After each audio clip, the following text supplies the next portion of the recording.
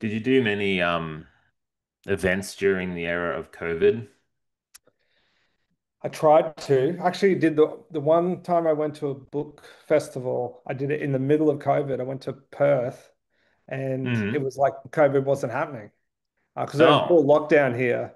And then I just had to come back and it was terrible.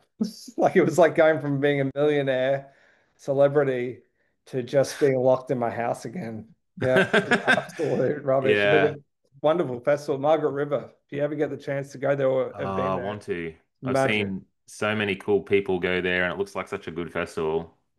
It was yeah. Friends have told me I kind of had to like if I had to pick one, That's the I got one? the, yeah. I mean it's very pretty. Like, Yeah. you know, It's a it's in a beautiful area. rainforest south Yeah, of yeah. Perth, you know. Um, have you ever been to Byron Bay? No, I'd love to. I mean, I've been to Byron a number of times, but yeah, to the festival, I never been able to get into. Yeah, Yeah. crime fiction, it's a tricky It's a beast cricket. Yeah, it is a with tricky one. the festivals. I mean, they tend to like just take a few people, and it's usually the big guns, Yeah. which is Yeah, you're fair not enough, wrong. you know.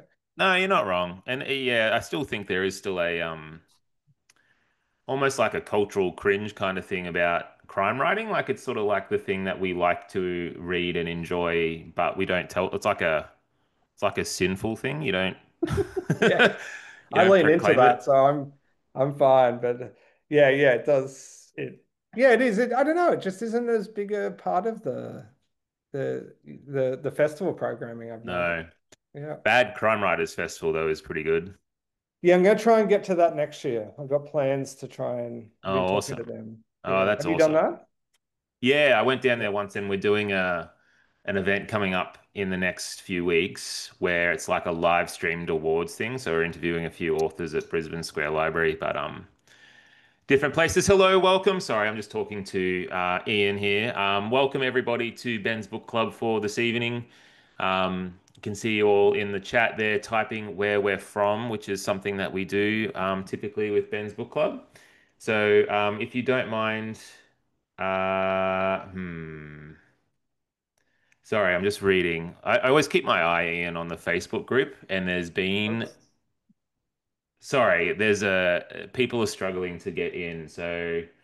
Um, uh, I'm looking at the chat too. So yeah, so shout have a out to look. It's Benjamin Thompson in Tokyo. I think I know who that is. Uh, pretty amazing. I don't think we've ever had someone tune in from Tokyo before, so thank you. he's the guy you want. Welcome. Yeah. Oh, yeah, we're having a bit of a problem with the Zoom link. Sorry, guys. Do you mind if we just hang out for a second? I would love to get this sorted. Mal, let me just message Mel. I think the Zoom link in the email reminder today was incorrect. Ah, shame. Kelly, I'll just do you pop happen in, to Ben. What's up? apparently, the email reminder link was not correct today. So we haven't sent out the correct link to the Zoom call. Right. And this is Mel, ladies and gentlemen, Hello, everyone. our guy behind the scenes who actually helps make everything happen. So we're Okay, very, so what? So we sent the reminder out this morning, yeah, and there's something wrong with that Zoom link. yeah, that's what Kelly's just said in the chat there. Kelly, do you have the link handy? Could you copy paste that into the chat? When you click Yeah, on it, says the host has another Zoom meeting in progress. I actually got a message on Facebook too, about Yeah. it. Sorry, Ian. That's okay. Okay. Ooh, What can't do we actually. do? We just need a copy of the correct link. Was it the one in the first one? Yeah, the one in the first one. I got in using this link. Ah, Jan. Jan, are you in here? Jan's already posted it on the Facebook page. Ladies and Beautiful. gentlemen, Jan O'Connor. Thank you very much. That's very helpful. Okay. Sorry, guys. Jan's So Ben, you think that'll sort it out in the Facebook? link should work. Yeah, I'll make another post with it as well, just in case Okay. people miss this one. I'll disappear. Sorry, everybody. We'll try not to screw that Yeah. up next month. That's okay. All right. Thanks, mate. Okay. See ya. See you, mate. Well, this is a first.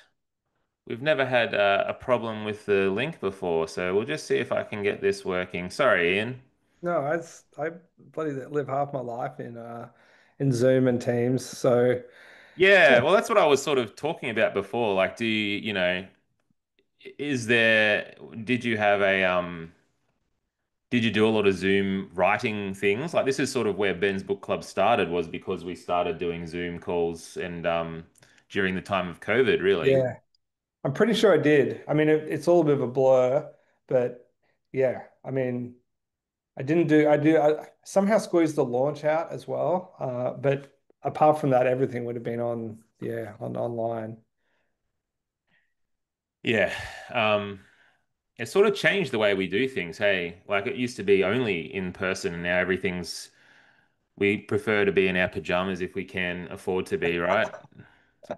Yeah, it's sort of, I don't know, it kind of, it, yeah, it's hard to, I mean, the podcasts seem to be just going from strength to strength. Like I Mm. seem to do more podcasts every time I put a book out. Like Yeah. it's just, there's like more and more of them. Uh, and it's and yeah, and events, I don't know. I'm like a sad normie these days. And so my days of getting like 50 people to a book launch in my city, I mean, forget about it. Yeah. That's and you know, it's very different from my previous sort of I used to play music and yeah, getting 50 people to a book launch is like selling out a medium-sized nightclub. Like Absolutely. It's a it's big deal. really hard. It Yeah. is. It's difficult. It's actually, I was talking with a few people, a few writers the other day. It is actually a pretty tricky industry, the writing industry, being on the business side of it. It's it's very hard to sort of get your name out there, and then once it's out there, it's very hard to stay current and become one of those sort of word of mouth authors. We have so many good writers in Australia. Do you find that too? Like, because Oh, you're doing self-publishing more now too, so it's even a bigger mountain to climb for you. I'm doing both. So yeah, I'm kind of traditionally published with Ultimo, and then I'm trying to get my backlist out again through self-publishing. And I also publish the Ultimo books abroad. I have the because that's the other part. I mean, talk about tricky. Like getting your work published outside of Australia is Yeah, immensely challenging. very. And then once you've cleared the hurdle.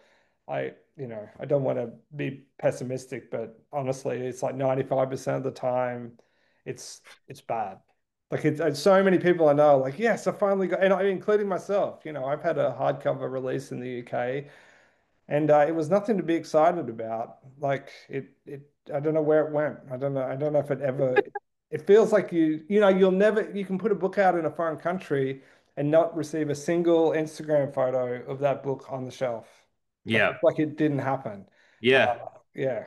I had that same thing happen. My second book, Snake Island, came out in America, which was a really big deal. I'd always wanted to break into that market, but I think I got one review, but then the publisher didn't really push it at all, and No. sort of just died. And I have some beautiful cover copies, which we don't really do in Australia. So I've got No. that as memento. But as far as I know, who knows? Like it just it's a strange feeling. It's a strange It feeling. is. It's Um, someone, yeah, I won't name who it was, but someone who's very established was she's like, I don't know what they do with them. And I mean, that's the feeling. You're like, what did they do with them? what did they do with them? Yeah. Yeah. And you just want to get that call one day out of the blue that just says, "Oh, hey, I read your book and I'm a movie producer and I've Yeah. just am really keen and we've already started casting, but we just want your blessing and need to pay you a huge sum of money." Can you imagine? Be nice. Be Yeah. nice. Yeah. But even then, like again, I don't get me started on this. I am actually in a very good place with my work, but even that sometimes doesn't sell books. Like the whole Yeah. history of getting licensed and adapted is the history of this film Changed coming now. out and then it not significantly moving the needle or doing weird things, like a bad movie selling a bunch of books and a good one not selling many. Uh, That's it, weird. it's very weird. Yeah, I can talk more about that, but yeah, the moral of the story is it's really hard to sell a book. That's it. Which is Yeah. why we're here tonight at Ben's Book Club to get your name out there, to get your book in the hands of so many readers.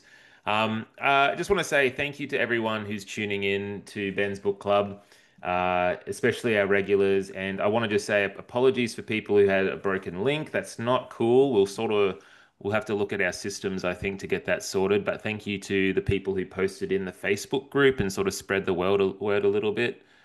Sorry, did Ian make it in? I always got to look out for my guy Ian. Did Ian? Oh no. All right, I got to get Ian sorted. But we're here with Iain Ryan tonight, and this is one of the things that we're trying to do is get the name out there for Australians reading Australian books. And Iain Ryan is a very fine Australian writer. Grew up in the outer suburbs of Brisbane and predominantly writes in the hard-boiled noir genre. And work has been previously published by Akashic Books Online, Crime Factory, Kill Your Darlings, and Seizure, which is pretty huge. I mean, getting into all those, like, those are really quality journals and publishers. So, um, put your hands together for Ian. Thank you, Ian, for joining us tonight. Thank you. Woo, Thanks for having me. Ian. Yeah, it's nice Um, to be here. Yeah, it's nice to have you, man. And I just wanted to say I really enjoyed reading your book. I'm a big fan of that sort of hard-boiled noir genre style of writing. And I thought that something that you did really, which I really appreciated, was it was very texturally hard-boiled as well. Like it wasn't just in content, it was the way it feels to read it. It felt that kind of gritty detective noir sort of thing. So I want to talk to you a little bit about that, but I wanted to start where can we just start at the start of your journey into doing this thing of creativity? Like, were there any, when you were a kid, were there any teachers that sort of inspired you? What made you first pick up the, proverbial pen and start to actually do this creative writing stuff? Uh, no teachers. It were it's a bit of a long, I don't know, it's a it's a bit of a long story. I've always dabbled with writing. Like there's always been a bit of it going on. For some reason the idea about writing a novel seemed like an aspiration for since I was a very young person. I'm not sure why though. I think it was like a lot of people, it felt insurmountable in terms of Yeah, like an impossible thing to do. And absolutely. I did just fuck around for endlessly at the start, writing different things. But when I got more serious in my late 20s. And I've told this story before, but so it's not as awkward for me as it might be, as it's going to sound. But I Oh no. started in therapy, Ben. Uh, Oh, had to go to talk therapy in my late 20s, like yeah. nothing sort of too traumatizing or whatever, just like a bit of a late 20s. Life wasn't going quite as I wanted it to, and I was playing music, and it was a bit of a unwieldy lifestyle, a little bit. Wait, can we? And I want. Hang on, sorry. What did you play? What music did you play? I played the bass guitar in a bunch of Brisbane bands, and Hell yeah, I'm a yeah. bass player. That's awesome. What sort of style did you play? I picture you playing punk. I No, not really. I mean, I like punk, but I played in sort of an indie rock band, and then I Okay. played in a doom metal band, which was Hell yeah, doom metal. That's yeah, awesome. yeah. Um, but yeah, that's what happened. I kind of ended up in therapy, which was good for me, and it did the job. And but part of what what happened in therapy was that the my therapist is sort of he all for all intents and purposes told me to write. He was a Jungian sort of authoritarian therapist, like a Yeah. Jordan Peterson is like one of these characters, right? They're very not pushy, but they don't. It's a Very bit of a direct. different direct, very direct, and it is prescriptive. They tell you their opinion about what you should, they Oh, tell see, I you what, kind of yeah. like that. Like, I kind of like that sort of thing rather than just like receptive listening, sort of going, okay, well, here's an approach. That's cool. Yeah. So that was, yeah, I found it. I think a lot of young people would probably find, young men in particular seem to be, I mean, it really reached me. Yeah. And yeah, he was like, you should, if there was a bunch of different things that I was kind of working on. But one of these, like, you should write. this is what you should do. You should go home. And I literally just did it. I mean, I was doing everything else he was telling me to do. Uh, and then it sort of became a daily practice pretty much from then on, from 28. It took me 10 years to get published, but I didn't Yeah, I care. I know was that having journey, man. it's very helpful and I got a lot out of it. Yeah, clearly. I mean, you got a whole passion, a whole love out of it, as well as obviously everything else that therapy does. I think that's really awesome, man. And appreciate you sharing about it too. It's sort of you wonder how much of, I always think about how many psychological kind of ways in that authors need to characters. You know what I mean? Like, do you think anything that you went through in therapy sort of prepares you to write characters? Because you have very differing characters with like lots of different perspectives. You know what I mean? Yeah, I think so. I mean that type of therapy that I did, which again, like it's just strange to talk about because this was really about 2 years of my life. Mm, Uh, it is very much about meeting people where they are. Does you're not allowed to indulge in, uh, being like resentment or you've yeah, really got to try and accept that everyone's fallible, including yourself, and yeah, it's always, I think it very makes helpful. sense to Yeah, me that this helped a lot because that's yeah. what a good villain is someone that you also understand or feel empathy for as Yes. well. Yeah. Yeah, a good villain is someone who doesn't know they're the villain, right? They're someone That's who it. thinks they're the good guy. Yeah. Um, so thank you all for making it through to Ben's Book Club, everyone here. Yeah, sorry about that, Kathy. We had a few glitches with the link sent out via email, but appreciate everyone being here tonight. Just so you're all aware how Ben's Book Club normally works, and Ian, this is actually sort of putting you on the spot a little bit. I'm sorry about doing this to you, but tonight, the main thing with Ben's Book Club is all about people being able to meet Australian authors. And so tonight, you're all meeting Ian, and you have to sort of picture that we're all in a room together, and somehow we're all having a conversation direct to each other at the same time. It's pretty amazing what technology can do. But because you've all read his book, what we want to encourage is for you to all ask really cool, interesting questions. And Ian, the best question or comment or thought of the night, I just want you to sort of store it away as we go through, because at the end of the night, we're going to send a copy of the book straight to that person, like a free copy of The Dream. We'll be sending to the best question of the night. So type your questions into the chat and we'll hopefully get to a few of them through the night as well. Um, Ian, I wanted to talk to you about writing, what would you call it? A quadrilogy? Quartet. A quartet. Yeah, that's musician. There you go, right? Strings quartet. Um, but this is the sequel to the strip, and I haven't read the strip, but I'm keen on going back and having a read of the strip now. The dream was my entry into your writing. But I was really interested in the construction of, yeah, like how, because you know the TV show Lost, like are you a fan of Lost at all? I have seen it. Yeah. Yep. Well, you know how they sort of had a plan, but they didn't really have a plan. They sort of like, this is just a vibe of where we think we'll go. They'll get off the Yeah. island. So I'm just wondering how much of a plan that you have and how concrete it is. And yeah, do you plot everything out really fastidiously or do you sort of wing it a little bit?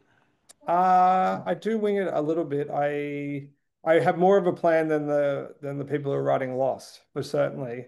I mean, they were famously not thinking about the next season at all. Like literally just getting in there saying how we survive to the end of the season, and then next season we'll deal with whatever Yeah, problems it we created. was way more panicked.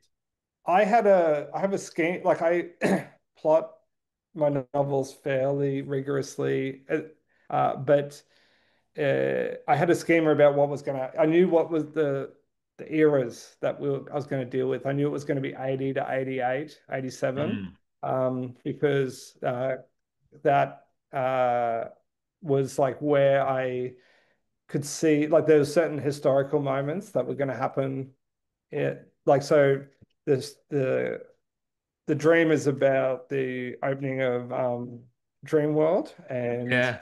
the strip is 1980. It's kind of the start of the 80s. The casino is the next book. It's about the opening of a casino that sounds a lot like Jupiter's Casino, which happened in 86, 85.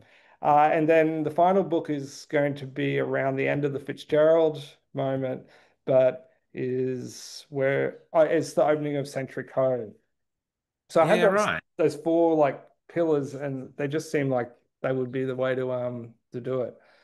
Hold on a second. I gotta good night. Come and say hello. Oh yeah, yeah. Hi. Yeah. Hello. Okay, have a good night, Don. See ya. Yes. It's all pretty hard boiled here, Ben. It's Oh, mate. Is it, can I be real? Like, it's so funny. Do you find this too when you meet crime writers? They're just the softest, gentlest teddy bears of human yeah. beings, aren't they?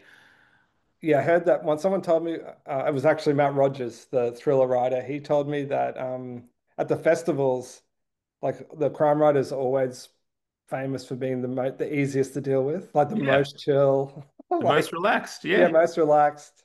And the theory is that we just get it out through all the bullshit that we write. So Yeah. yeah. Yeah. Yeah. Yeah. Do you feel like that's true? Do you feel like you're working out all your sinister machinations, or do you think that that's a bit fantastical, I guess?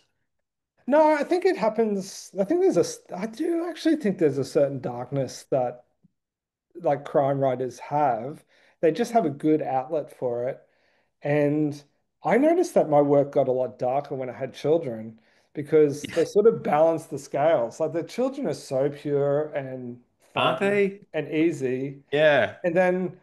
And then like so when I'm sitting down to write for like the 2 hours to myself, like I just go super hard because I think I was just happy and yeah, it just seemed to even out. But the work got really ugly for a minute.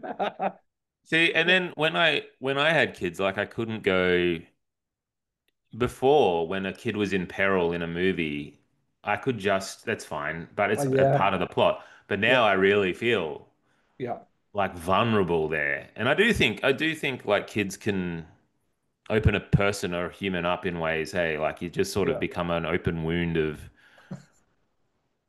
like they're You're like always an undilated eye. Like yeah, that's what happens. You just yeah, I and like I hate that shit too when I'm watching like children in peril. Like get out of here with that. It's so can't cheap. do it. After you've had kids, you're like, I know what you're doing, and Yeah, yeah, yeah, yeah, yeah. yeah. Just a strategy. Yeah, I can't do it. So we've got a question from Jan. Now, Jan is the person who also sent the Facebook Zoom link out to all the attendees. So you want to really consider her question, but I really love it too. So Jan said, "I am old enough to remember that time when the book is set, and I was trying to dredge my memory to work out the real people involved." And then she says, "Were you worried about backlash, or are they all dead now?" Thanks for that question, Jan, and mad respect for getting everyone into the chat. I appreciate it. Jan, I'm a little bit older than I look, I've been told. I'm nearly 50 years old. Uh, So I remember it too. It's in fact the first thing I virtually remember happening in the world outside of my house was the Fitzgerald inquiry. That was the first news thing that just everyone in my life was talking about it. It was a huge media spectacle in Brisbane at that point in history. In terms of who's in the book, it's very carefully kind of arranged around who's living and who's dead. Uh, there's fictional depictions of people or amalgamations of people who are all dead, who are living, but all the names are dead, so they can't really get to me. Like Terry Lewis is not coming for me. He's named in the. I couldn't name him in the strip because he was still alive when I wrote it, but he certainly makes an appearance in the dream. Uh, and the Bagman is in there as well. He's dead. Uh, Russ Hinz, who may or may not be the God Minister in the dream, he's dead. Uh, and the rest of them, I am taking a lot of relief from the idea that Matt Condon is still alive and well and has named everyone, absolutely everyone, and done absolutely amazing journalistic work to report on all this stuff. Yeah, So, is he your main source to get a lot of the information from? yes, I mean, I want to say that I do my research, and I do. I spend an inordinate amount of time in the newspaper archives and reading, but I mean, there's no getting around the fact that he did it. He wrote it. Like he just wrote the definitive history of what my books are about. Uh, no one else is really, I mean, there's other stuff now, like Keith Banks is writing these memoirs that are sort of set in Queensland in the same era, and they're actually really great. Uh, Mm. and then there's a whole bunch of cop memoirs you can get to, but yeah, there's no getting around it. Like Matt Condon's work's like integral. Yeah. Yeah. Yeah, yeah, What yeah. I've often wondered what he thinks of my work because I come Yeah. through and turn it into trash, essentially, like into this sort of hot trash entertainment.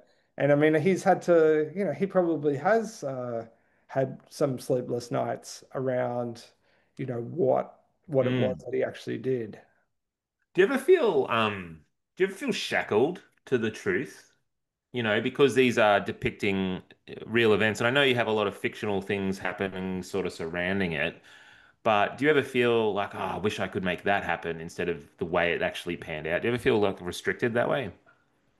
No, I generally, so I do use a lot of fictional stuff. Like you can't really read the historical story of Queensland in that moment off my books. You can just read the style and tone of it. I think I get the tone of it better than, like, it's a very good resource, I think, for the tone, for like what the Mm. moment felt like and what it would have been like to live through it. But Yeah. in terms of the historical record, I just don't care. Like I've done like, you know, I think I moved the dates of the Olympic Games in a See, I dream. don't notice that sort of thing. Yeah. No, I think it's just my little dollhouse version of Yeah, it, so you you're just know? really happy to change things. That's good. I like Yeah. that. I read I listened to an interview with Ridley Scott once about Gladiator, and he was talking about how if he'd actually put the gladiators in the real costumes that they really wore, everyone would have laughed at him because they would have just been super garish and short skirts. And Yeah. he's like, you gotta, history is good, but you gotta make it a story. You know, my favorite version of that story is that in Curtis Hanson's LA Confidential, the Oh, film. yeah, you love that movie, I bet. Yeah, magical film. They should all be wearing fedoras because that was the period correct thing. And of course, fedoras are not a good look in this time. So they just didn't wear hats. But could you imagine that film without seeing Russell Fedoras? Crowe's shaved head or like No. Guy Pearce is in a fedora? No way. Forget about it. It's Yeah, terrible. Russell Crowe's hair in that is so much about who his character is. Like you need that. Yeah. Yeah. That's a good call. I didn't know that. I've got a question from Christine, which I think you might enjoy. I didn't actually notice this myself, but Christine said, I was intrigued by your choice of referencing Ultravox in the nightclub scene. What drew you to that particular band? Well, Christine, during the day, I work at a university, but I don't work in a creative writing part of the university. I work in the music department of RMIT University, and where I teach music history as one of the subjects that I look after. So I'm a massive music nut. And I think that Ultravox is the period correct but aesthetically pleasing thing that can go in there. Now, I believe normally I put this is cheeky, but I'm from Brisbane and Queensland, so I'm allowed to say things like that. But normally with pop culture references in the book, I put them a year after they were popular because I feel like Brisbane was always a little bit behind. Like we were Do you always like still feel like that? Do you still feel like we're behind up here? no, not anymore. We gave birth to ballpark music, man. Like that's, we're doing our thing. Brisbane's music Powderfinger. is now a massive part of the industry. You know, all my students come up to Big Sound every year. Yep. But I think back then, on when the records were coming in on import, and I had to be sure I was like, yeah, they would have had the Ultravox record by then. Plus, it's a banger. It's an absolute banger. So, Christine, I guess you're a fan of Ultravox, and we're just really pleased with that inclusion there. Um, Benjamin T, who I think is the person who might have been from Tokyo. Am I wrong about that? No, Benjamin. Yeah. So, Benjamin asks, how has your background in music influenced the way you write, especially in terms of things like rhythm, pacing, and atmosphere in Oh. noir? What a great question, Benjamin. I'm pretty sure that this is Benjamin, who I used to live with in New Farm. He was my roommate. Benjamin has seen the origin story of me as a writer, like writing in my boxer shorts at the kitchen table at 5:30 in the morning. So he also had to Uh, put up with you practicing bass lines over and over again. Was that no, that era? we were both as bad as each other. We were absolute curse of this sort of renovated house that they turned into 5 units, and we're the worst. Like musicians were coming and going at like 3 in the morning, and Yeah, I remember those houses, man. I lived in one myself in Melbourne. yeah, we had bands like sleeping on the floor. We would have been the worst neighbors ever. But Crank that bass up loud and get it shooting through the walls. yeah, I Yeah. think. But yeah, to answer Ben's very nice question, yes, I think so. I think I am much more interested in how things look on the page, and that comes from lyrics and I pace and sort of cadence is really important to me as well. I also get it from the UK writer David Peace, who's a big influence on me. And I didn't know this, but when I just read Peace as a kid, really, and really was taken by it. But then only a year or two ago, I went to one of these digital things to see him interviewed. And at the end, he read his own work. Um, and it sounded like poetry, like with Yeah. his English sort of accent and his cadence. Realized it's all in some sort of meter that I didn't really register. So yeah, it's all kind of there. Also, the crime fiction that I like seems like it has one foot in the sort of 90s alt rock thing. It was all famous at the same time. It's all part of that strange Gen X moment Mm. where crime fiction, we had massive crime fiction authors. They were like rock stars at that point in time. People like James Elroy, Elmer Leonard. Pulp Fiction's the I love biggest thing Elmo. going. Uh, Yeah. you know, Yeah.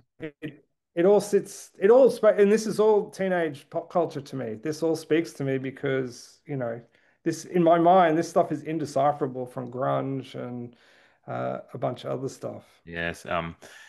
I actually wanted to talk to you about it because I noticed it too. There's a few sections where you get really staccato almost with how you go line, line, line, line. It's almost reading like lyrics. I noticed that Marcus Zusak does that as well. Like he has these little moments that sort of clip the action in a different way, and it feels a little different when you read those little. It's like your head sort of whipping from place to place. Is that like a purposeful stylistic choice that you make to purposefully put in, or is this just naturally how you organically write? It's a bit of both. It definitely started out because my first novel was bad, like everyone's first novel, Yep. 4 days, but the way that I made it not bad was that I edited all the bad parts of it out. So it was one thing, and then I just took away, it was like a subtractive edit, which is, something you do in music as well. Like you can Yeah, write a that's riff true. by just being subtractive instead of, or in synthesis, you do it as well.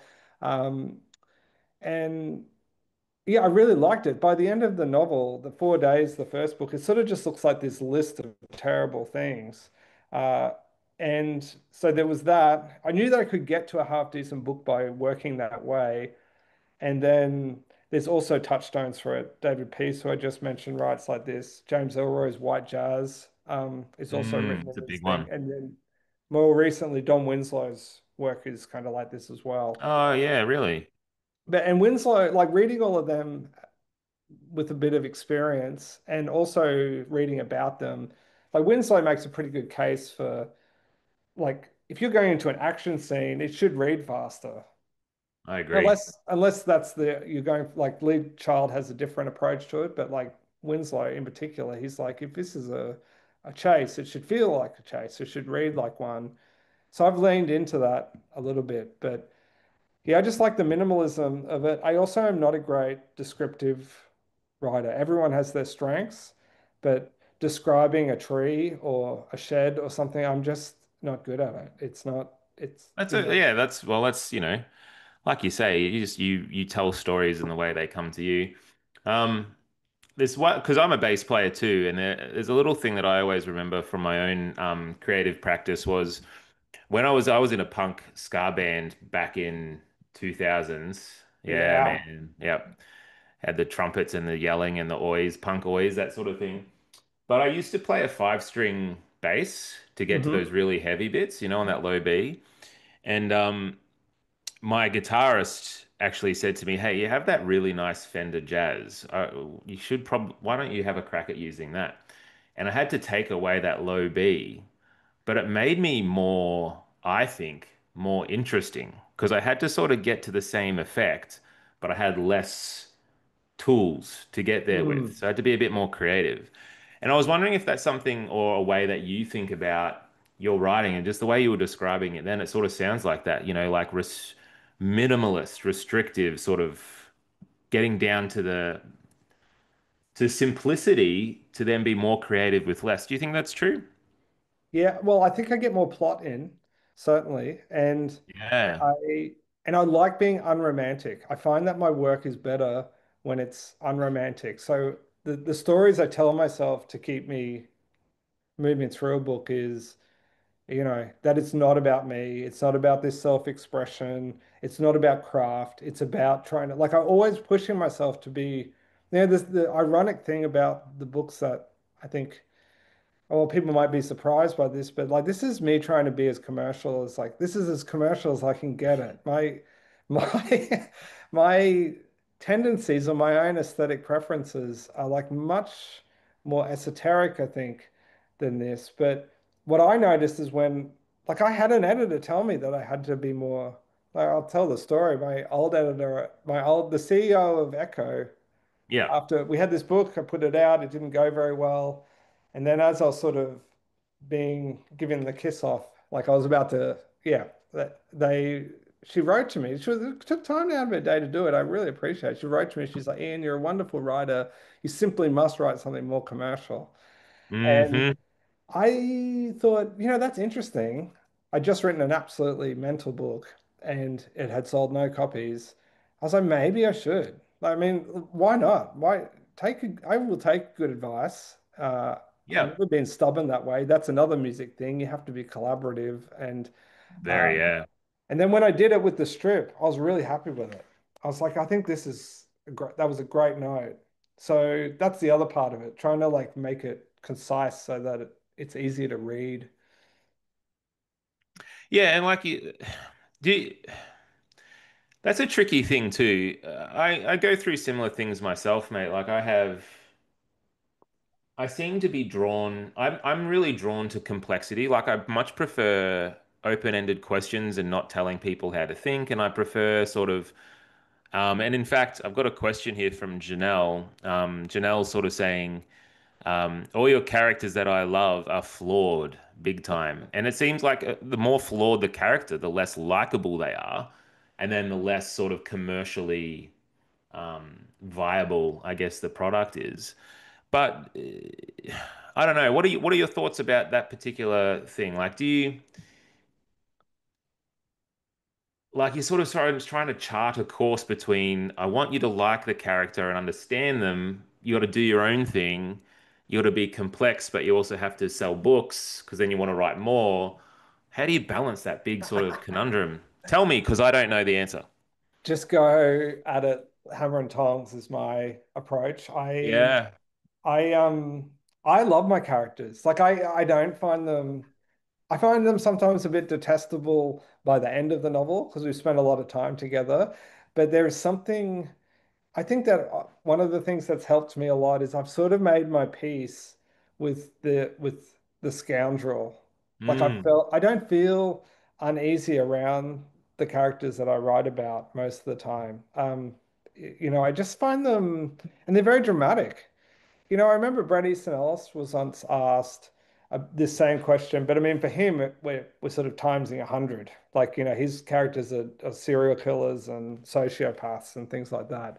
Yeah. And he said he wrote about them because they were more interesting than normal people.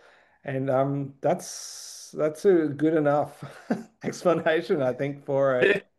Um, there's also Yeah. things about my work and the characters that I'm like, God, can I really do this again? Like, is it really, Mm, all my characters have this almost like an obvious flaw, like a central trauma, like a cliche almost.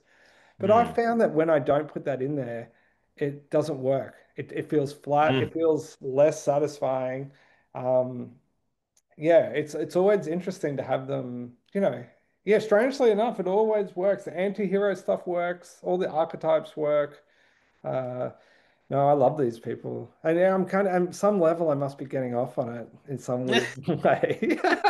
Like, I find them, yeah, I don't know. I don't want to do everything they're doing, of course, but there's something deeply entertaining about them. I agree. Because they're not you. It's fun Yeah. to sort of experience Yep. another person's life that's outside of the norm. Yeah. Um, have you ever seen a movie called Nightcrawler? Yes. Yeah. The Jake Gyllenhaal. Yeah, yeah. Yeah. So I listened to an interview with the writer of that film, and he got these sort of similar studio notes early on into the piece about the character not being very likable.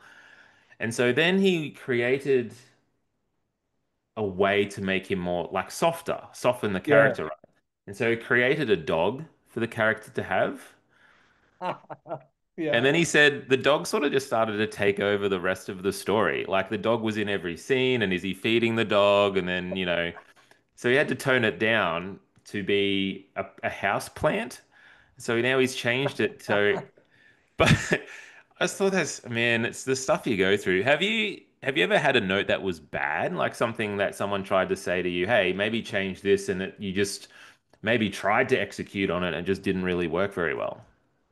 Uh, well, I should add too that my publisher has that's generally the note I get is to tone it down in certain parts. And what I Yeah. do, I've got a couple of strategies for how I deal with that. And a lot of the time they're right. Like Amy Owens in The Dream was like much, much more toxic in the first draft of the book, was like just like more reckless, more alcoholic, more nihilistic. She was almost like dressed, Yeah. it was just gothic almost. Like it was so, and like it did help to like kind of wind it back. And I found her like a more human side to her. um, the way to deal with that note, Ben, this is my strategy, and it's almost always work. If the publisher wants you to tone it back or pull it back, what you do is you take out all the descriptive words. So you leave the action, you just take out all of the flesh on the bone. You just strip it back. So whatever that the action is, you leave that in there in its entirety. You just make so like the sex scene in the dream, there was some discussion, robust discussion about that. I Yeah. just made it less descriptive. Like it just took out, yeah, The like descriptive parts. yeah, I actually literally just delete the adjectives first, maybe pull a couple of sentences out. But I try to like leave the actual essence in there. But in terms of notes, yeah, I had a novel once where with a female protagonist, and it was suggested to me that maybe I should make it a male protagonist. And I was just like, but I just like it's like 70,000 word novel. Like, It can't just do changes a that, lot, can I? doesn't it? Yeah, I mean, I suppose there's notable pieces of culture where that has worked very well. Like I'm thinking of Denis Villeneuve's Sicario, but uh no, that seemed preposterous. I was like, I can't unstitch like the character can't I can't change the main character. What are we talking about? Yeah, Probably yeah. should have though. Probably should have. Yeah, well, it's hard. Yeah, it's funny these different decisions that you make because sometimes you'll make them and it'll just be off the cuff and you'll be having a regular day and you'll be mowing the lawn. You're like, oh, you know what? I might kill that character. You know what? They're just dead now. You just go and act. It's not a big deal to you, and then it becomes this sort of difficult thing for people to get by, and you'll have Goodreads reviews that'll be like, "Why did he kill that guy?" You're like, "Oh, I don't. I just felt like doing it. I don't know." It well, yeah. I mean. Yeah, you can't read your Goodreads reviews. They're deranging. Then yeah, like half the time it's not. Yeah, I don't get me started. You should see my Goodreads reviews, man. They're like Oh, unbelievable. let's Ian, we got you here now. Let's bring him up live. No, I'm only kidding. I'm not going to Yeah. do that.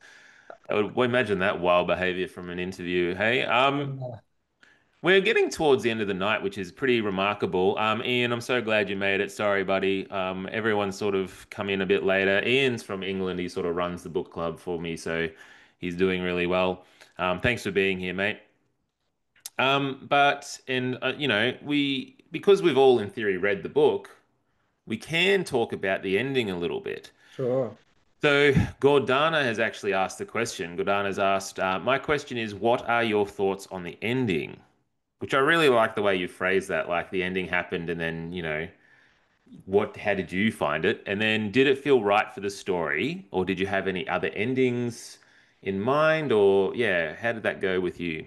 Yeah, look, some people don't love the ending. So that's one of the fun things about doing talking about a book sort of 8 months after it's been released is that you can say things like that, which is that, this is definitely not my most unanimously loved ending.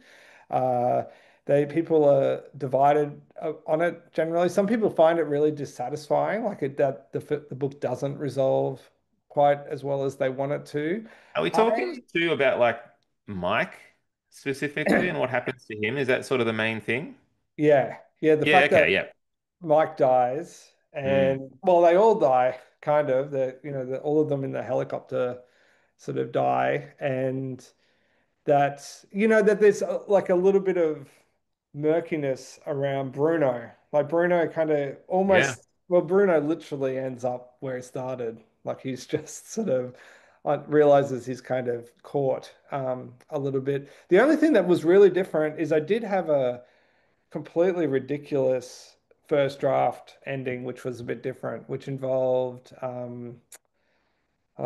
yeah, that Bruno was out in the surf and one of the other characters was out there with him, the killer, and the shark got him, and I was really into it because I was like, oh, I really want to do Brings back the Australiana. beginning. Yeah, like the shark got him and it was actually pretty brutal. And yeah, that was when my editor was like, you just can't do this. It's too much. Like you can't have he said you can have the helicopter explode or you can have um the shark attack. And I was like, I think the helicopter makes more sense in like it held together better. And I Yeah. love the end with Bruno now because, the shark is sort of just lurking, and it's where we pick up in the casino. The next book is with Bruno sort of in this pretty bad position. I do feel like he moved over the course of the book though. You know, he had all those things to do with his father passing and his brother and sort of trying to move on a little bit. He felt different. The opening scene felt like a shadow of the final sort of scene in the surf, and he felt like he looked at the corruption underneath the surface a little differently. Was that sort of the intention as well? Like he did feel different to me, like he'd moved a bit. Yeah, they all. I mean, I like he gets his arc in. Like he's that book for me. The book is about him. Well, the whole book is about legacy, like Yeah. what you inherit and what you have to deal with. And so there's like a lot of broken families and bad parenting in the book. And yeah, he just had to recover from what happened with his father, the death of his father, and try and find some way of coping with it. And yeah, that's sort of essentially what he does. Like he just faces it essentially. Yeah, I love that story for him. Actually, I'm really proud of. I love the stuff with his brother. I was like, Yeah, I yeah, liked it too. I liked how it was layered in there and it felt really sometimes I think in crime books when they take those swings outside of the main plot, you sometimes feel like, what are you doing? Like there's someone who's kidnapped, and then you're just going to take a soiree on a holiday to reconnect with. But you didn't do that. You had a really good balance, I feel, of it felt very natural for him to do those things in those moments, I thought. I thought the same with Amy too. Like I thought Amy ended up she always felt to me like you were saying she's very nihilistic. She always felt very she felt like a fighter, like she wanted things. Sure. Yeah, she had desires and she wants to be free. And I did feel like she sort of worked on strengthening that resolve in her throughout the course of the book as well. Yeah, she got free in the end, and I mean I'm writing the final book at the moment, and Amy's in that book, Oh, good. and in very different sort of guise, like much more proactive. So someone who's recovered from whatever Oh, ailed good. her in the previous book. I liked it. I Yeah, just the stuff with the photo at the end. I love the part of it I love is when she's driving through the outback at the start of the book. For some reason, I'm into that, and I just have that really drab description of the center, which I just was desperate to put in there because I wasn't taking a shot at small town mystery sort of stuff. But I mean, my I've lived out in I lived in Gatton outside of Queensland and Park Ridge, and I don't find those settings inspiring at all. I find Yeah, them that is drab and different. boring. I mean, That is sorry to different. everyone who may be phoning in from the regions, but it, it doesn't spark any joy for me particularly. So I thought it was funny to send her out there, and she just has that same feeling as well. Yeah, that's a part of you in her. That's funny. Um, Ian, so Ian's just said he's nearly finished the strip and he's got all your other books on order as well. So that's really cool. Thanks, Ian. We've got maybe time for one more question. And this is more of I think Elisha here has said, this was the first book I've ever read in one day. That's pretty awesome. I couldn't pinpoint why until just now. It's because I wasn't bored, and she puts shizness with descriptions of trees or gentle breezes taking me away from the story. um, I guess, man, is that something that you think about, like getting people hooked in and sort of turning those pages? How do you sort of achieve that? Is it through that style of being quick, being let's get there, let's get to the point? Yeah, there's a lot of plot, and I'm really into it. That's what I want. I want to. I don't. I mean, I suppose I read everything, right? Like most writers, you read pretty broadly. Uh, but my strengths are not in that kind of fully immersive descriptive Mm. prose style. It's in plot and having a lot of incident in a book. So that's sort of generally how I do it. Yeah, I think but I mean, that's great. That's all any crime writer ever wants to hear is that someone read it in a day. It's all about pace. The entire genre hinges on, it sort of goes pace, plot, and then character. And I know that people don't see it that way because we're all obsessed with character, but I mean that doesn't mean the characters can be bad. They have to be good, and but no one cares about Clarice Starling in Silence of the Lambs if she owned a car wash instead of worked at like the FBI, right? Like imagine no, it's yeah, we just have to make peace with the fact Imagine, that this is what it is. imagine every other chapter she had a part-time job at a car wash, and there was some drama going on in the car wash, and Yeah, yeah. we've got to No, get some sales up at the car wash because I need some money to fund my yeah, trips yeah, so I can yeah. go and investigate serial killers. Yeah. She's just saving up to go to Quantico, and isn't really, yeah, just I don't know. I look, and not having a lot of description does speed things up. I remember Jane Harper's The Dry, which is actually a wonderful novel, but I read even that book when she edited it, she's talked about how she took a lot of the description out.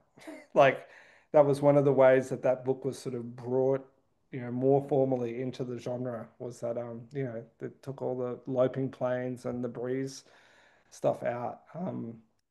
Yeah. Look, it's one of the great things about it's like I think it comes back to music where we started, right? One of the Ramones are one of the best bands in all of music history because they weren't talented enough to do anything other than be the Ramones. And I think that's those limitations are very helpful to a writer, and if you can Yeah. make peace with them. Yeah, I mean, that's the trick though, right? Not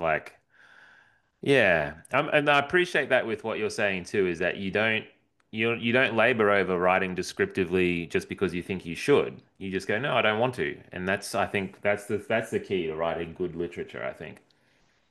Yeah. And like there's a time and place for I mean, I'm like you, Ben. Like I'm sure like you read the thing that's the polar opposite from you I and do. you're filled with envy. Like you're like, oh, I mean, I wish I could write Donna Tartt. I would be so Right. pleased with She's myself. so amazing. I Yeah. agree. Yeah. I, But I I can't write can't. like that.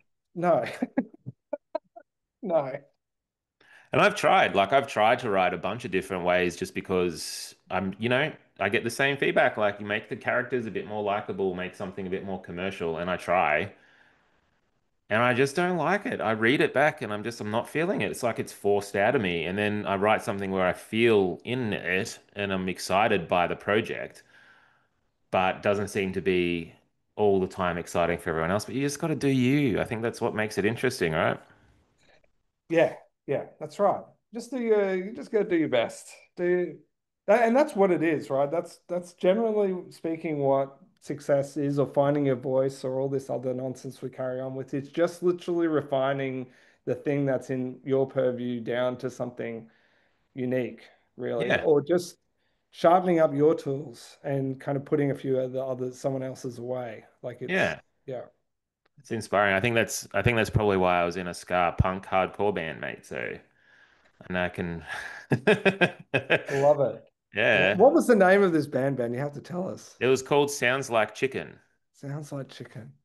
Go on Is that Spotify, our album, Pirate Album's on there, mate. And it was all about how things are so bland, everything tastes like chicken. So we were sounds like chicken. So we were pushing back, ironically. and did you play in the Valley and various Yeah. places like this? Well, I was in Melbourne. I grew up in Gippsland. Oh, So this was in Melbourne. So we played at the Tote and, the SB and all those sorts of the Hi-Fi Bar and all those sorts of places. yeah. Opened for Real Big Fish once. That was a big deal. Jesus. Yeah, that is big for Scar. Yeah, that's the top of the mountain. As well. Uh Thank you. Yeah. That particular mountain, we yeah. we climbed that mountain. I played Um, it. Yeah, sorry, no, yeah. there We you go. You shan't go, go man. into our yeah, We could into probably our talk a long time about it. yeah. Um, no, what was your band like? Have you got stuff that we can listen to? Yeah, it's all around. I was in the indie pop sort of rock band was called Iron On, like an Iron On Iron transfer. On. Yep. Yeah, okay. That's on Spotify. Probably more well known now as the band before Horse, which was this like which one of the like Kate from the band went on to found after Iron On. Like they did well, the sort of through America and things like that. Uh, and then the doom metal band, which I don't recommend to anyone, is called No Anchor. Um, but it was a lot of fun. Had two bass players, Ben. Yeah. So, I don't know whether I like. I don't know what I think of that. well, if you're in a band that has one bass player and a drummer, and you want to make it dumber, which is the purpose of doom metal, then having two bass players definitely does it. It It would have definitely sounded like does. sludge, just like thick mud. That's what it was. Yeah, Wow. cool. Not the most sophisticated music ever made by people. It was yeah, but we couldn't be noisy enough for the That's the fans. thing you look back Yeah, on and really love about what you've done with your life, though. That's just like, oh man, I'm so glad I did that.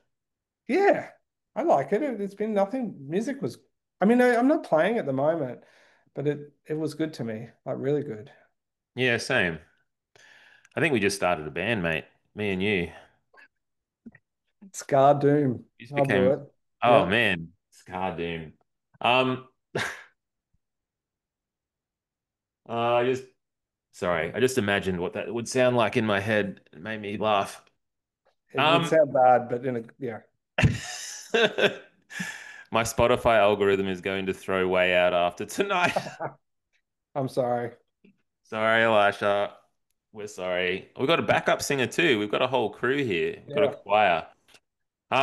Listen, that's about all time we have tonight, Ian. Can you talk to us very quickly? There's a couple more things I want to do to wrap up, as well as our best question of the night.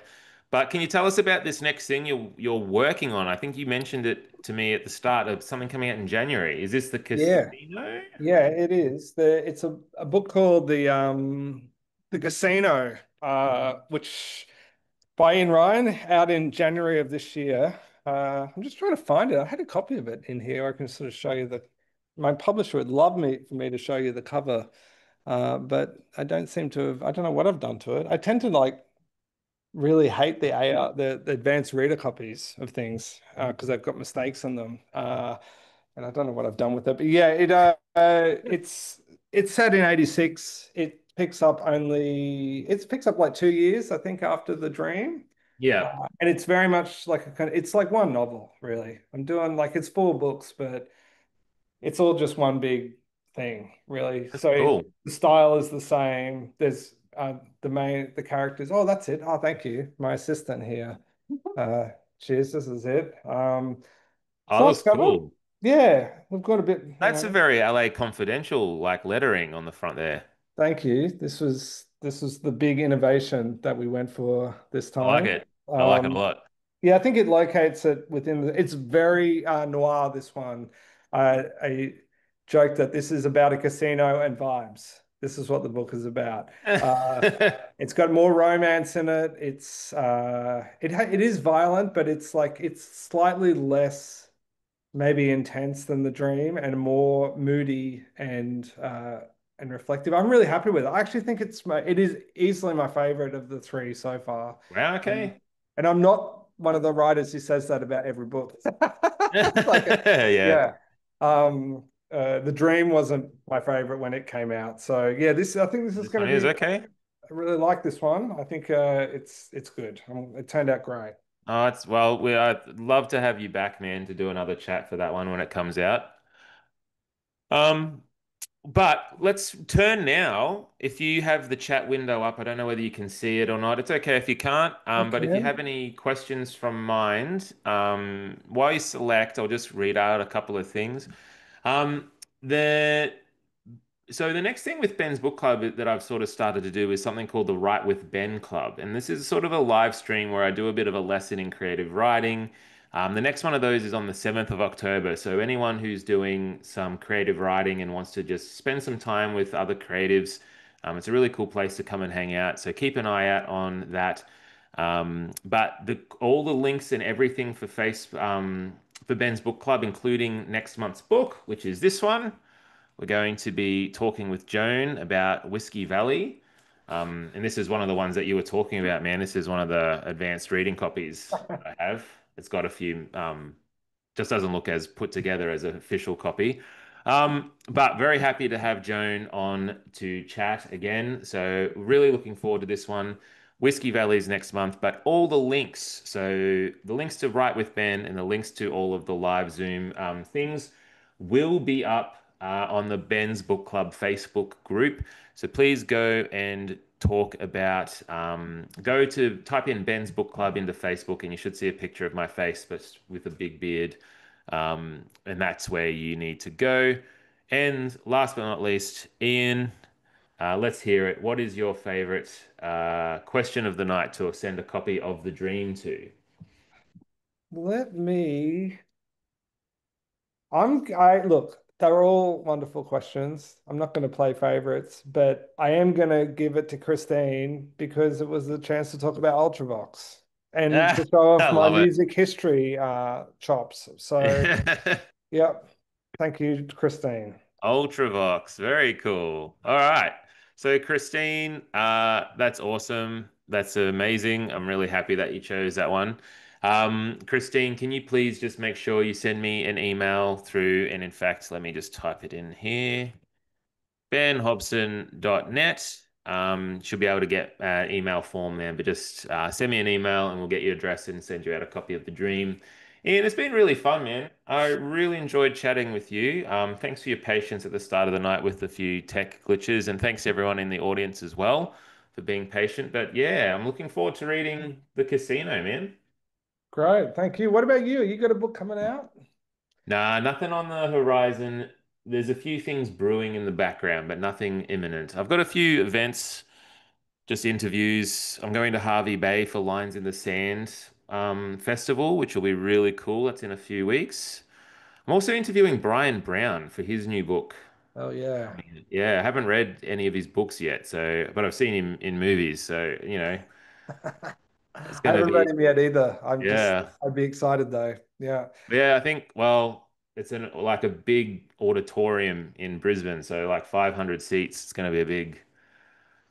I've done a few like I interviewed Michael Connolly, like that was a big one live. Mm. I was like, that was rock star screaming fans with shirts with his face on it, and yeah, it was full on. It was a different world. Have you ever Googled how many copies he sold? It's like unbelievable. It's like 60 No, million or something. It's yeah, like it's like an unbelievable amount of yeah. He's yeah. How does he do it? I don't know how because he tours a lot too, you He know. does. And Yeah. he's always got I've talked to him about it. He's always got like three. He's written three extras. He's just got them in the trunk of his car and he just is like, I don't feel like writing a book this year. I'm just gonna churn out one of these ones. He just has them Yeah. locked and ready The to go. only thing I'll say about Connolly is I read once that he writes in this kind of shed behind his or a studio behind his house, and he writes in the dark sitting on a couch with his laptop. And I just think about how many days of his life he's spent sitting in the dark in his shed out the back, and it worries me a little bit. Like to Well, think, I mean, he's had a lot of success with that, so you don't mess with that sort of formula, I guess. yeah, that's true. I mean, would I? I think I might sit in the dark for 40 years if I, If it was yeah, working that well, yeah, yeah. yeah, I might do the same thing. Um, All right, I think that's all with the time we have. But again, thank you everyone, and Ian, thank you, man. Looking forward to the casino and all the best with everything. And we'll see everyone else next time on Ben's Book Club. Cheers. See ya. See ya. Bye.